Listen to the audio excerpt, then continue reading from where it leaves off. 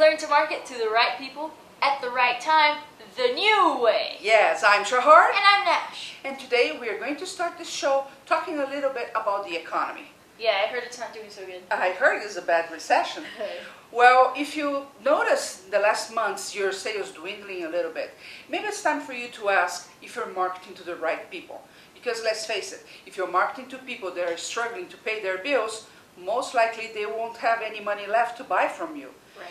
You need to go where the money is, and sometimes you need to do a shift in your marketing efforts so you can target more affluent people. And it's okay to do that. Sometimes we're Yes. scared to take that step in business. We're scared to do something different, to try something else. But it's okay to do that. Well, you know, you have to align your business as many times as necessary. Yes. Actually, you do reinvent yourself from time to time. That's normal in business. And you shouldn't think that you're not focusing right or you're not doing things right because you have to change strategies. It's okay. It's really okay. And to be honest with you, think about the big companies, and if you look at their history, you'll see that they too have changed. Exactly. So don't be afraid of change. Go where the money is, and if you have to do some realignment to market to other people that you haven't marketed so far, that's fine. Now, if you're targeting affluent consumers, do you know that even the way you approach and the language you use can impact the results? Yes, everything is different. Yeah. For example, how would you ask somebody to pay you money when you just finish closing a sale? Well, no, you tell me actually, because most people will say, well, how would you like to pay for this? Is this how I would approach an affluent person? You know, there is not right or wrong, but I need to be working on the perception that my customer has from my business and the perception of value of the whole thing. So just with me, play with me. If I can say, how would you like to pay for this? Which is fine. But I also could say, how would you like to take care of this? Do you see a difference there? I do. It's a subtle difference, but it makes a huge impact. Well, affluent consumers, they don't like to be talking about money. Well, money is just money. It's just money. a It's just means a of transactional tool. exactly Yeah. a transactional tool. So maybe it just sounds a lot better if you approach like saying, how would you like to take care of this? Doesn't that sound cool? It does. Well, everything you do in your marketing when trying to target the affluent counts. For example, you wouldn't use words like discount because that's diminishing what you do. You're discounting the value of your services or your You're products. discounting yourself. But it's okay to do a sale or even a promotion. Special. Because you can tie that into a holiday or into a theme, and very good actually. Well, when you're advertising, and you know, we think small businesses shouldn't advertise until they are really well positioned in the market, or else you're just going to spend money. But you can do a lot of direct mailing that you're going to be sending to your own list of buyers. And I want to show this example here. This is a Patek Philippe watch. And you see here that what they are saying, I'm going to read for you. And the first title is Patek Philippe, Begin Your Own Tradition. I'm going to buy a watch, not just to wear and show my neighbors, but to begin my own tradition. And then it's going to say... And really quick, just so, I don't know if you can see really well, but here's a picture of a little boy and his dad right next to him.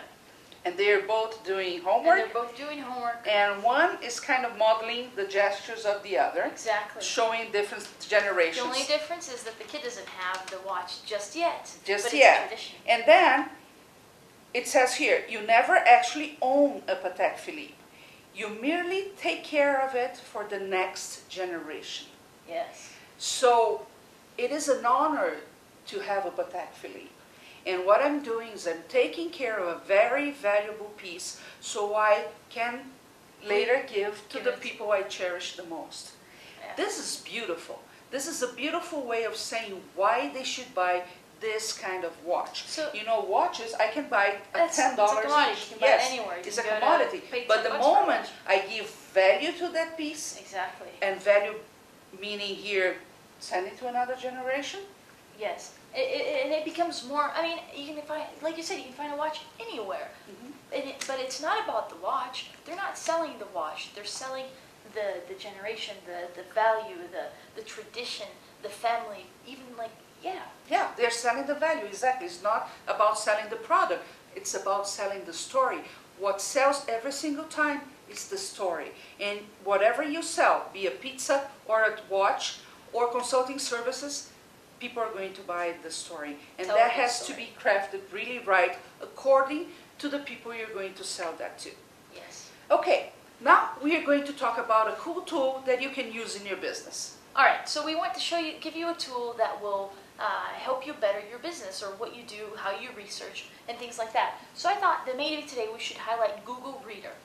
You can find it at google.com/reader. And essentially what it does is it's a place, it's like an email service, but not for emails. It's for you to check and read your blogs, and if you like to read news websites online, CNN, things like that, you can do it all. New York Times, things like that. You can check it all in your Google Reader. We talked about in two shows, Previous shows. Previous shows, yes, I was trying to look for the word. We talked about blogs and how authors could promote their books with blogs. Yes, yes. Well, but we tend to be very busy and we forget the addresses of all the blogs and places we go. It's hard, and you can bookmark them in your browsers. But to be honest with you, I have a humongous bookmark list, and I never go back to it. And the Google Reader would solve the problem. Yes, it would, because let's say, Shahar, you have a blog, which you do. I can open my Google Reader, put your blog in subscription, subscribe to it through there, and then every time you write, I'm going to get it in there. Away? Right away. Meaning, I don't need to go to your website, to your blog to read about it. I just need to open my reader.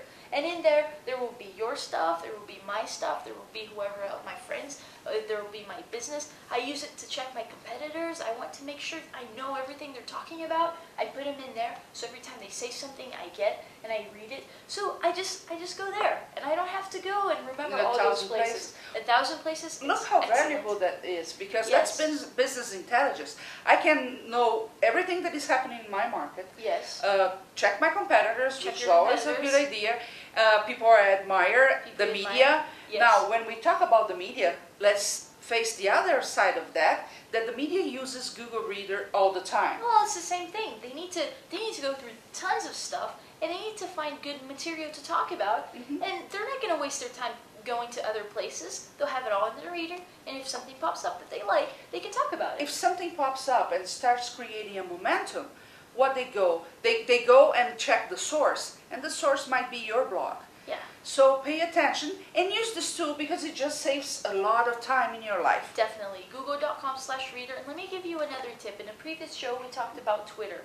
Well, Twitter has a service called Surmise, which allows you to check if someone talks about you, similar to also Google Alerts, which we've talked about. Someone talks about you, Shahar, and you subscribe to it through, if they do it in Twitter, you can subscribe to it in your RSS reader, so in your Google Reader. So anytime someone tweets about you, you get to know about it in your Google Reader. And when she says subscribe, it's really just pasting the URL on a blog on your Google Reader. It's not complicated at all. Doesn't matter if you're not computer savvy. It's very, very easy to do. Look, you don't need to be computer savvy. Just do what I tell you. Go to google.com/reader. When it says add subscription, click there and type in the address of the website that you want to follow.